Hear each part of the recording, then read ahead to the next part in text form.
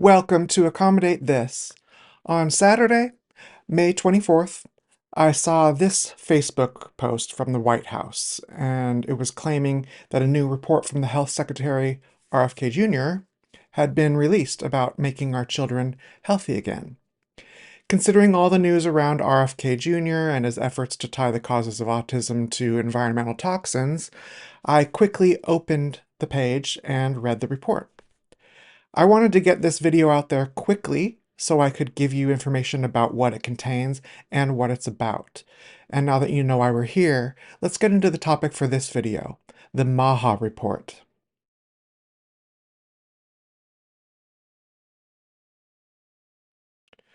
The MAHA Report, or Make America Healthy Again report, is 73 pages of propaganda designed to paint the most bleak picture of childhood illnesses possible to justify the future government response.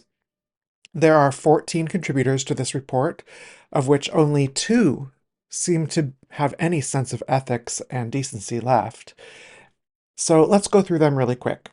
Of course, RFK Jr. is listed first. We know he's been very vocal about promoting several conspiracy theories about autism. He even helped produce the Vaxxed trilogy, contributed to measles outbreaks across the country, and more. So he's bad guy number 1.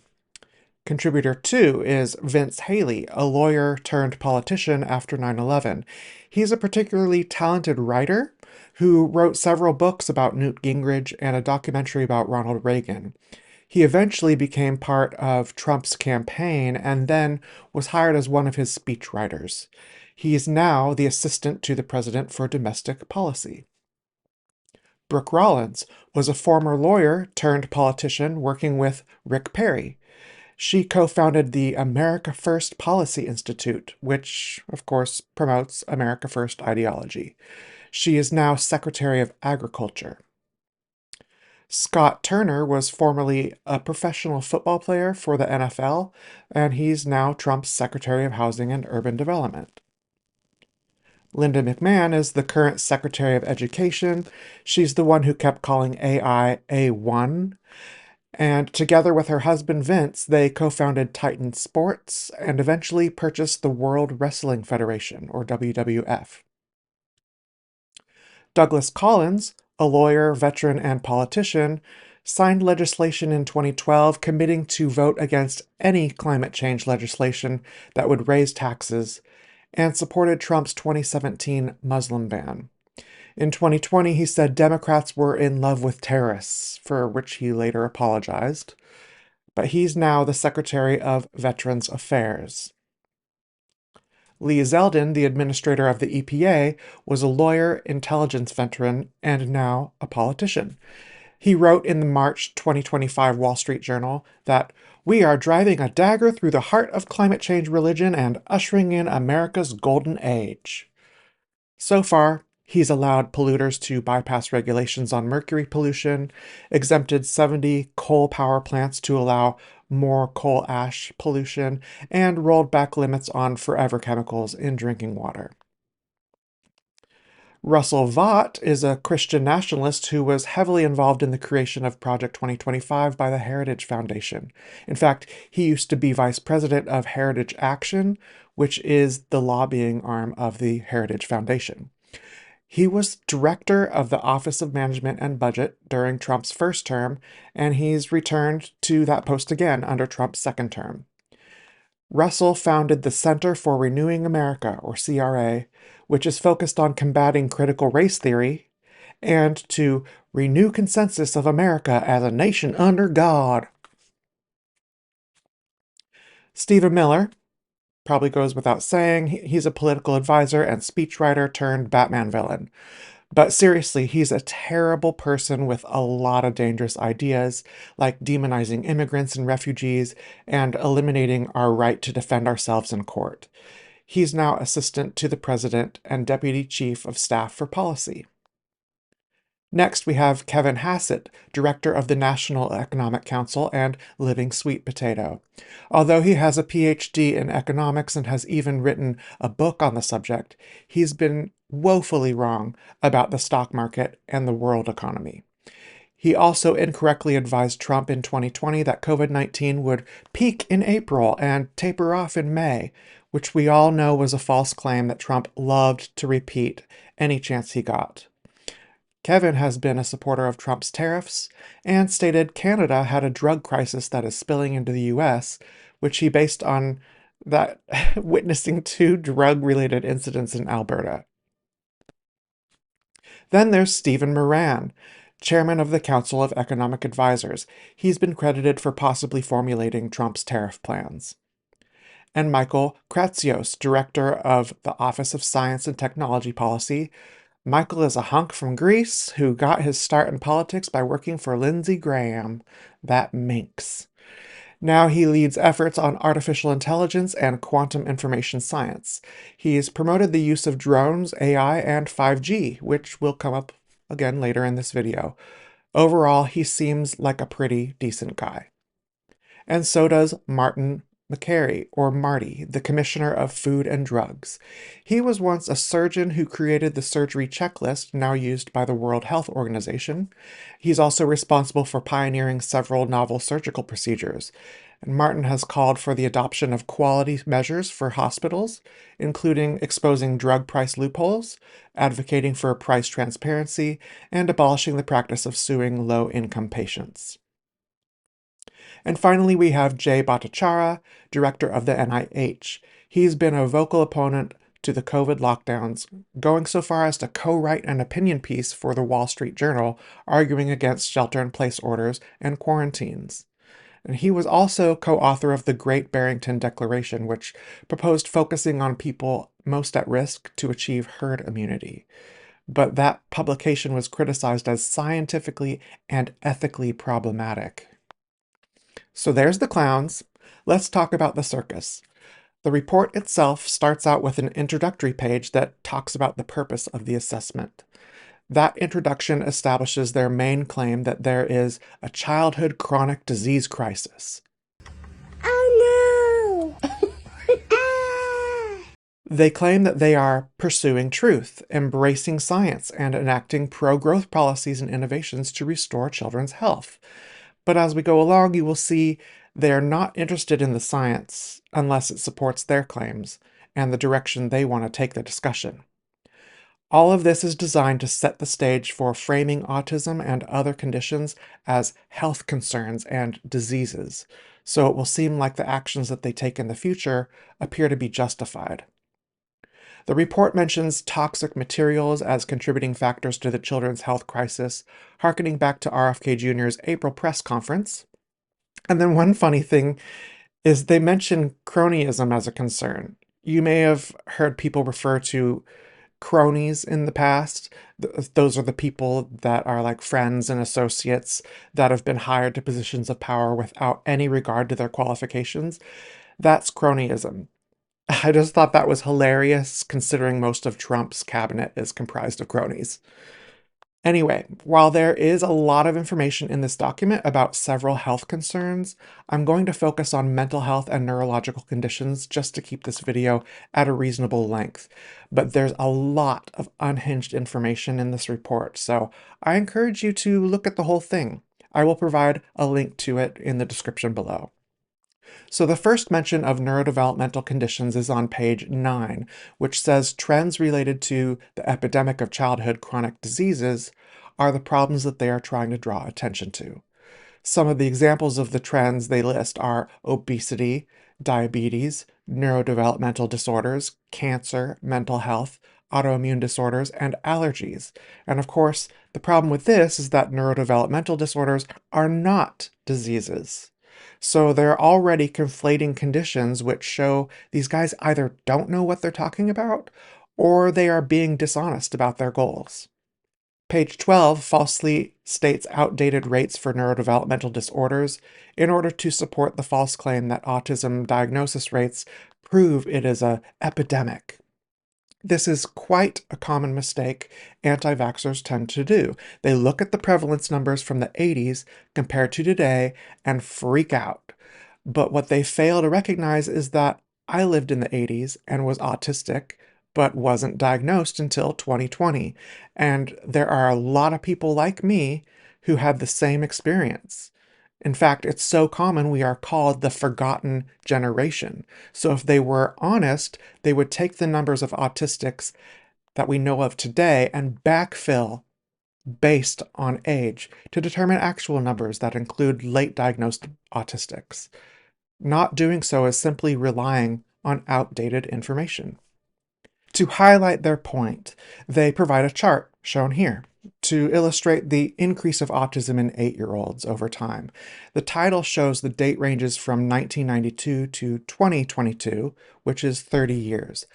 However, it really only covers 12 years, which is every other year between 2000 and 2022. The 1992 is when the 8-year-olds in 2000 would have been born, which is where the confusion lies. However, I can't help but think there are a lot of people who won't take a second look at that and may think this covers a longer period of time than it actually does. Combine that with the outdated information, and it's easy to see a bleak picture, but it's not real. It should also be noted that this data is published to the CDC website on their Data and Statistics on Autism Spectrum Disorder page. And I mention that because statistics gathered prior to this administration are referenced throughout the report. It's like they're trying to make it sound like they've done all this research in the current administration, passing it off as a new book of evidence for their faulty claims. But all they've really done is gathered existing data and drawn the conclusions they wanted to draw. No new work was done. Page 12 also calls out numbers for ADHD and claims that ADHD, other neurodevelopmental disorders, and intellectual disabilities have all increased at alarming rates. On page 16, they claim that there are over 40,000 synthetic chemicals in our food, water, and air that are posing risks to childhood health, including neurodevelopmental and endocrine effects. Here they introduce the term ultra-processed foods, or UPFs, which come up a lot in this report. The major premise of the next few pages is about making sure kids eat nutritious food, get enough exercise and restful sleep, minimize screen time, and avoid exposure to chemicals and unnecessary medications. Nothing new here. We've heard parents talk about this kind of thing for decades, but they're stating it as if it's gospel that must be religiously adhered to. It's a bit extreme in its presentation. Then on page 17, they claim that stimulant prescriptions for ADHD have not been shown to be effective in the long run. This is in direct contradiction to study after study that has shown stimulants do have an effect at helping those with ADHD to enhance their cognition. It even conflicts with the information that the CDC has provided on their own website. So perhaps they just haven't gotten around to updating it since 2013. Then on page 18, they boldly claim that antibiotic use in infants under 2 is likely to cause all kinds of conditions, including ADHD. Now, while there could be a risk, research has yet to confirm a direct causal relationship. In fact, research such as the ADHD Evidence Project have shown there is not an association between antibiotics and ADHD when test conditions are correctly controlled. So, sure, there could be a risk that antibiotics cause ADHD, just like there could be a risk that you're killed by a cow. The possibility is never zero, but that doesn't mean we need to design policy around it. A section dedicated to ultra-processed foods, UPFs, starts on page 20 and ends on page 35. Just a little warning, this section contains some ridiculous information, but their main argument is that UPFs are the biggest contributors to harmful health effects in children. Their novel solution? Promote whole foods instead. Page 24 contains a claim that they have found 2,500 food additives such as emulsifiers, binders, sweeteners, colorings, and preservatives, which have been used to mimic tastes and textures of conventional food and increase shelf life. Oh no! It then suggests studies have linked certain food additives to increased risk of mental disorders, ADHD, cardiovascular disease, metabolic syndromes, and even carcinogen effects. They go on to say food colorings have been associated with behavioral issues such as hyperactivity and symptoms associated with ADHD, and preliminary evidence suggests a possible association between the consumption of food colorings and autism, though they haven't made a definitive link yet. So first of all, the studies they are referring to have shown there might be a link to hyperactivity being increased in children who already have ADHD, but food colorings do not have that effect on children who do not have ADHD.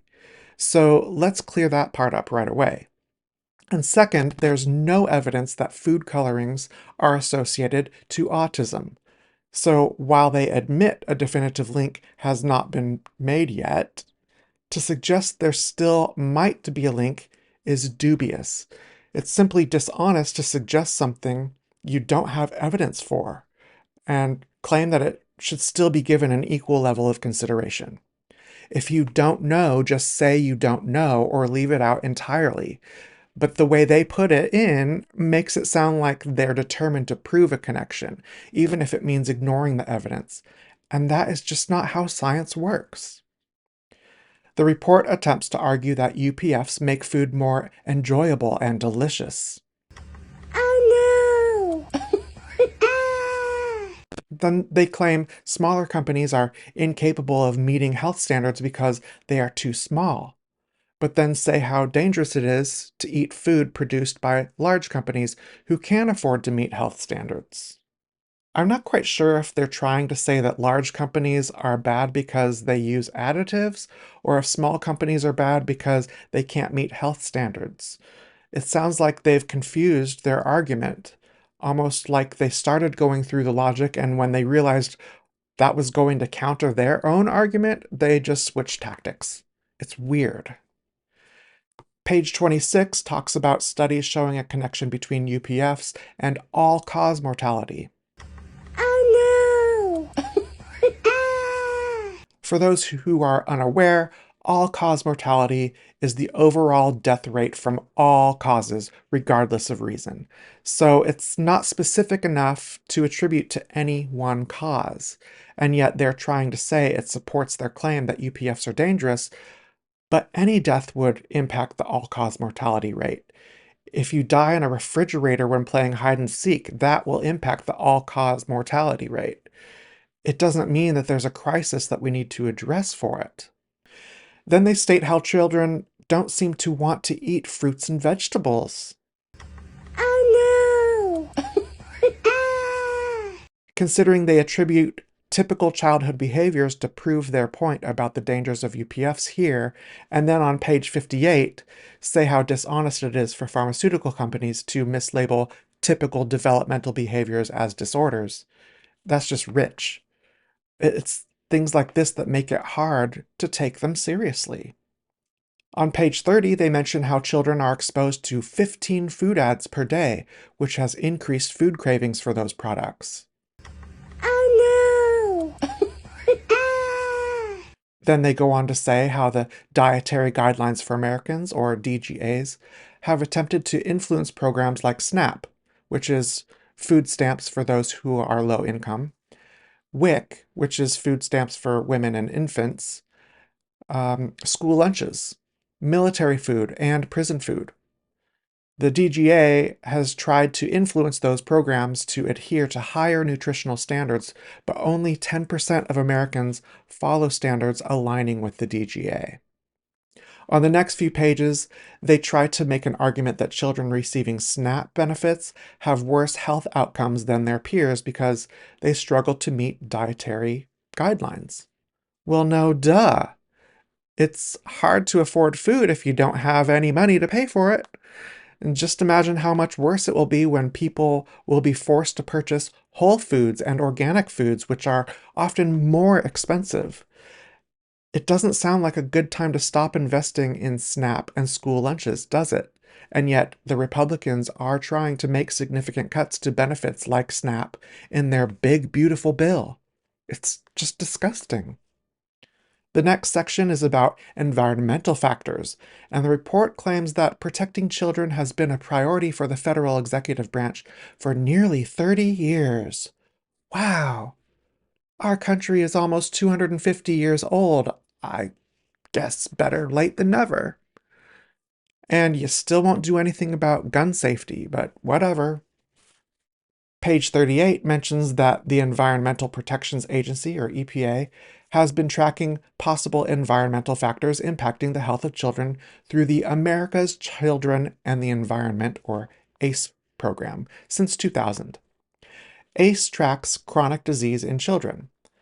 Then the report provides some examples of diseases by listing asthma, ADHD, autism, childhood cancers, and obesity. But again, we know that ADHD and autism are not diseases, they are neurotypes. So it's completely misleading to call ADHD or autism diseases and to even suggest that they should be treated that way. The report goes on to say that ACE summarizes trends over time for specific environmental exposures, such as air pollutants, drinking water contaminants, and chemicals in food. Well, it should be noted that RFK Jr. has claimed the use of fluoride in drinking water has been linked to childhood diseases for decades, and that conspiracy theory has also been debunked. I talked a little bit about that in my video on RFK Jr. Also on page 38, there's a chart showing chemical classes and common exposure pathways, which lists heavy metals such as lead and mercury first. And this harkens back to RFK Jr.'s claim that thimerosal, a mercury-based substance that used to be commonly used in the creation of vaccines, causes autism. So he's laying more of the groundwork here for his argument, which has already been debunked. The chart also lists fluoride as a waterborne contaminant. And to show you how unscientific this study actually is, the bottom right of the chart lists exposure to Wi-Fi, cell phones, and 5G as physical agents that may be linked to childhood disease. Okay, I know some people believe that, but it's absolutely ridiculous. Just because something radiates doesn't mean said radiation is dangerous. Wi-Fi, cell phones, and 5G do not expose people to danger unless they use it to make another questionable purchase on Amazon. Page 39 talks about the need to study chemical interactions and their cumulative effects, stating that children are often exposed to complex mixtures of chemicals. Yeah, that is a real concern, and children should be taught which chemicals are dangerous. We used to use Mr. Yuck stickers to let kids know not to ingest dangerous chemicals. Today we have protective lids and other safety measures we didn't have back then. But there could always be room for improvement. I mean, if we put up signs telling people not to swim in contaminated water like Rock Creek in Washington, D.C., there are still going to be some people who decide to ignore those warnings. On page 40, the report claims that toxic chemicals are causing children's brains to grow at accelerated rates, derailing neurodevelopment and leading to lifelong disabilities and disorders. Here they make the connection again to heavy metals as a possible contributor, which is in line with RFK Jr.'s favorite debunked conspiracy theory that vaccines cause autism. Page 54 claims that federal agencies suppressed content that questioned pediatric vaccine risk during COVID-19. Oh no! This is designed to make it sound like anti-vaxxers were reasonably concerned, but silenced by the unreasonable elites. In reality, opponents to the vaccine were ignorant fearmongers worsening the spread of a highly deadly, highly infectious, and preventable virus. For future reference, the contributors to this report should make a note that unsupported claims are not worthy of the same level of attention as supported claims. When certain claims are not talked about, it's very often because they are inaccurate, unfounded, and don't stand up to scrutiny by experts. Page 55 includes the claim that single-family homes are associated with worse mental health outcomes in teens, and they make ADHD 3 times more likely. Oh I think they mean single-parent households, but it says single-family households. In either case, it's complete bunk. It just simply is not that simple of an equation. There are a lot of factors that contribute to a healthy or unhealthy environment for raising children. The report goes on to say that allowing children to be in nature will reduce stress and ADH symptoms. Exposure to green areas decreases ADH symptoms, and ADHD children who took walks in the park showed improved attention and performance. Again, these are known to be typical for every human being, not just children with ADHD. We are animals from nature, and connecting more to nature has healthy outcomes. It's not just beneficial for ADHD children. There are also risks in nature, and some people need to be confined in certain situations, either for their own safety or the safety of others. After all, they just got through talking about all the toxins in nature, but I guess that's still better than controlled environments or having a child with ADHD symptoms. It's just an overly simplistic, naive, childish perspective to hold. It's hilarious. On page 56, they claim screen time, social isolation, and academic pressure are leading to the overdiagnosis of ADHD, depression, and anxiety. They claim ADHD has the highest prevalence of overdiagnosis, and overdiagnosis leads to overmedication. But the way they lay it out sounds like they're suggesting an ADHD diagnosis does more harm than good, as if it would be better not to seek diagnosis in the first place. And of course, doing so will make it look like numbers are dropping. But a lack of diagnosis does not mean that ADHD doesn't exist. Ironically, or hypocritically, they claim schools are eager to fix kids by addressing behavioral challenges and are potentially mislabeling typical developmental behaviors as disorders. I think they keep forgetting that schools are not diagnosing kids, doctors are. It goes on to strawman treatment by saying there's no clear evidence it helps, which we know is not true. On page 59, they claim that children are on too many medications, but they fail to address the root causes of their illnesses. Medications are treatment for conditions, not the source of the conditions. However, there are often adverse effects from medications, and that's not because of issues with the medication itself, but due to the complication of humanity. A medication may supplement one chemical in the body, but that chemical may be responsible for 50 different things. So it's prescribed for maybe 10 of those things, knowing that 40 other things are going to be impacted. If those 40 things are making your life more difficult, they are considered adverse effects. If they make no difference, they're just side effects. And that's simply how things work because our bodies are complex, and no two people are exactly alike. Pharmaceutical companies work hard to understand the range of reactions possible, how severe those reactions may be, and if there are ways to limit unwanted impacts.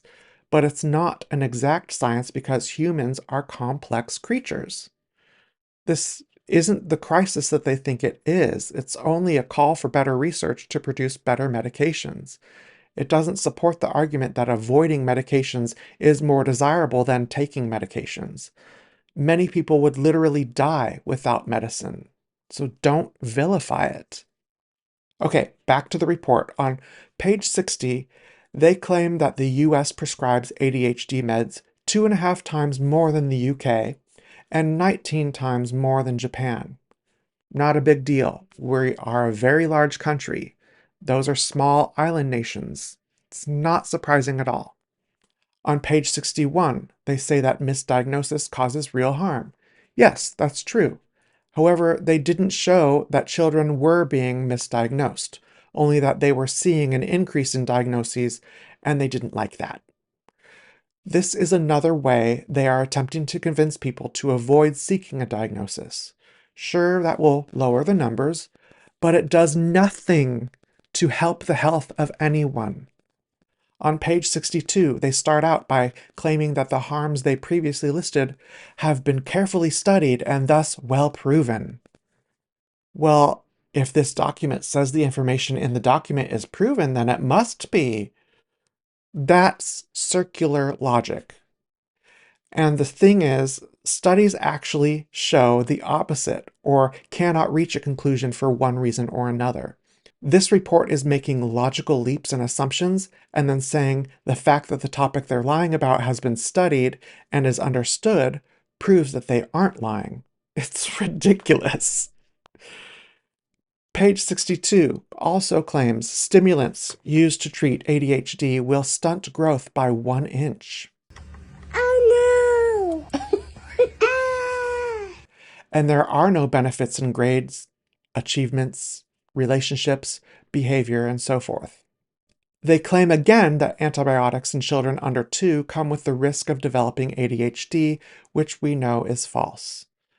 Interestingly enough, they try to strengthen their argument by sounding fair and balanced, claiming GLP-1 agonists are lacking long-term safety data on their effects impacting neurodevelopment. So, supposedly they're keeping an open mind. But in reality, they're listing unsubstantiated claims as evidence to support their argument. It's idiotic. Page 63 lists risks of childhood vaccines, suggesting they play a role in the growth of the childhood chronic disease crisis. They claim there haven't been enough trials and parents are not well informed of the risks and dangers, which may very well be true. They continue on page 64 to assert that there's not been enough scientific inquiry into the links between vaccines and chronic disease. Another attempt to sound open-minded while falsely linking vaccines and autism. Then they also say there's impacts of vaccine injury, another term Andrew Wakefield used when he created evidence for Richard Barr and his law office in 1995. And there are conflicts of interest in the development of the vaccine schedule. The anti-vax rhetoric continues through page 65. Now, I predict this is all anti-vax propaganda that RFK Jr. will use in September to claim vaccines cause autism. It is the same malarkey he spread for decades, and the same information contained in the Vaxxed trilogy, which he was heavily involved in creating. Page 66 contains a list of various medical journals claiming there are some journals that just shouldn't be trusted. They provide some examples where one is saying they have devolved into information laundering operations for the pharmaceutical industry, or become primarily a marketing machine and co-opting every situation that might stand in its way. They state that these and other critiques were made against The Lancet, New England Journal of Medicine, and the British Medical Journal, or BMJ. And yet, the MAHA report references The Lancet 5 other times, the New England Journal of Medicine 4 other times, and the BMJ 29 other times. So I agree, they are probably not very reliable, but that weakens their argument in this report. So many of their statistics come directly from those resources, so it seems so disingenuous to say this. It's like reserving the right to avoid responsibility in the moment when someone points out that they're wrong. It's hardly reliable science. I know this is a lot of information, but stick with me, we're almost done. The next part is pretty important. On page 70, they claim the majority of the panelists responsible for composing the DSM-5 were found to have conflicts of interest, which led to loosened criteria for ADHD and bipolar disorder, leading to a 40-fold increase in diagnoses between 1994 and 2003, so they could sell more prescriptions. This argument was based on an article from the BMJ, which I looked up. It turns out the article did not claim it was a majority who had potential conflicts of interest. First of all, this research was based on the years 2016 to 2019, but the DSM-5 was published in 2013. So this was purely about possible conflicts of interest with those creating the revised text version known as the DSM-5-TR. The article says there were 168 physicians involved in the creation of the DSM-5, and 92 of them were from the US. Now, the US allowed for payments to be made by various industries. However, only 55 of the panelists from the US had any ties to industries. Those 55 panelists collectively received $14 million for their research between 2016 and 2019, and that works out to an average of roughly $64,000 per person per year. And considering only 55 of them were tied to industries in one way or another, that comes out to only about a third of the panelists having a possible conflict, not the majority. Further examination shows that those payments covered costs for food and beverages, travel, and consulting costs. Nothing too surprising. The article claims that conflicts of interest can have an impact on medical literature, but they didn't use any examples of the DSM-5 authors actually being compromised by these industries. They just say that conflicts do occur sometimes, somewhere in the ether, but they didn't conclusively find conflicts for DSM-5 panelists, so it's a complete red herring. The MAHA report goes on to list 3 examples of when pharmaceutical companies settled lawsuits with the US government in the amounts of $430 million, $2.2 billion, and $3 billion. The source for this information that they provided was behind a paywall, so I couldn't see it, but I was able to locate the information elsewhere. So it comes down to these 3 lawsuits. The $430 million one is from the 2004 Warner-Lambert settlement, where they illegally promoted Neurontin for unapproved use. Neurontin had been approved solely for adjunctive or supplemental anti-seizure use by epilepsy patients, but Warner-Lambert marked its use for ADHD, migraine, bipolar disorder, restless leg syndrome, Lou Gehrig's disease, and seizures related to alcohol withdrawal. So that's the basis for that settlement. The $2.2 billion settlement is the 2013 settlement from Johnson & Johnson for allegations related to the marketing of Risperdal, Invega, and Natracor. Now, Risperdal was previously approved only for treating schizophrenia, but had been marketed for use on elderly dementia patients and disabled children with ADHD, OCD, and autism. Invega was previously approved only for schizophrenia and schizoaffective disorder, but marketed just like Risperdal. And Natracor was previously only approved for certain patients with severe heart failure, but marketed to patients with minor heart problems. The $3 billion is the settlement from GlaxoSmithKline, or GSK, in 2012, where they unlawfully promoted drugs and failed to report safety information.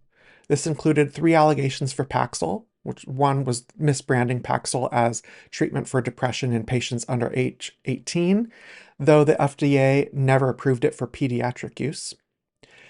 2, misrepresenting its efficacy of clinical trials. And 3, promoting its use for adolescents despite its black box warning that it may increase the risk of suicidal thinking and behavior.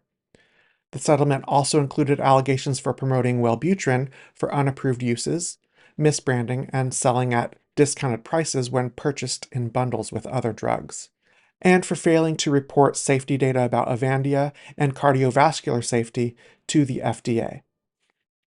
Now, these 3 settlements are examples of some of the largest settlements in US history, which is probably why they were chosen for those examples. However, they all come from a time when the government actually looked into these types of issues and actually held companies to account. The current administration has yet to commit to such bold actions. They've toyed with the idea of reducing drug prices and allowing private companies to get in the game to make production more competitive. However, those actions don't lead to more safety. They lead to desperation, dysregulation, and irresponsible mistakes.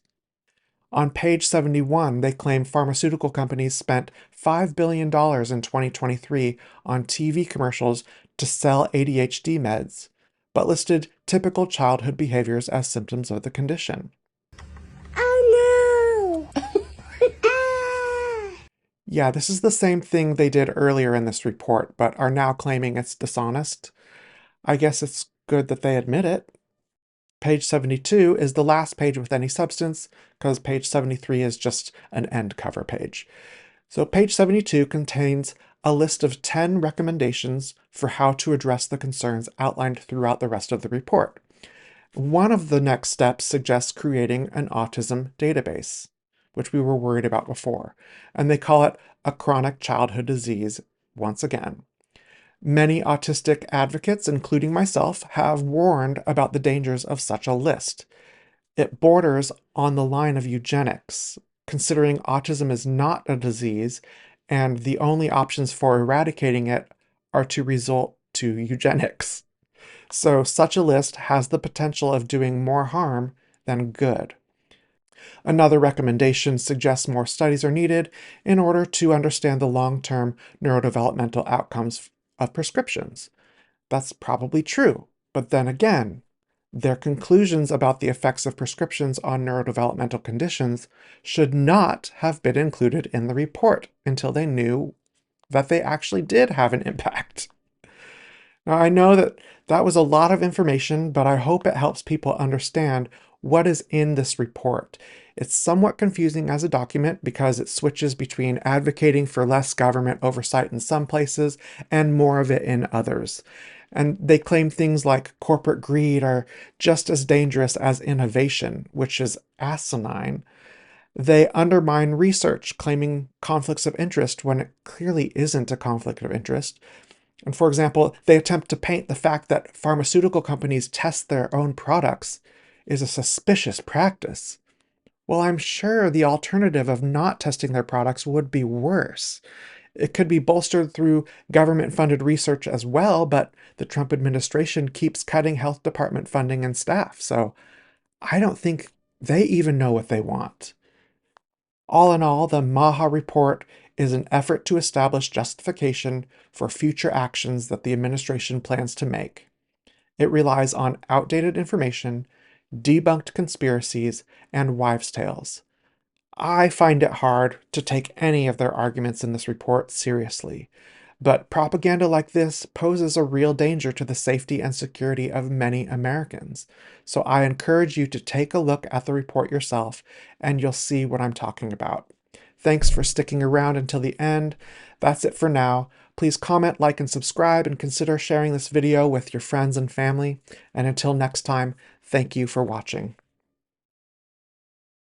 If you enjoyed this video, please comment, like, and subscribe to see more content like this, or click on the video here to continue watching.